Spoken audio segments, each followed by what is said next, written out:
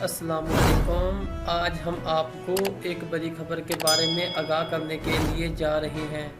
جیسا کہ 9ویں جماعت میں انرولمنٹ کے لیے عمر کی حد 14 سے کم کر کے 12 سال کر دی گئی۔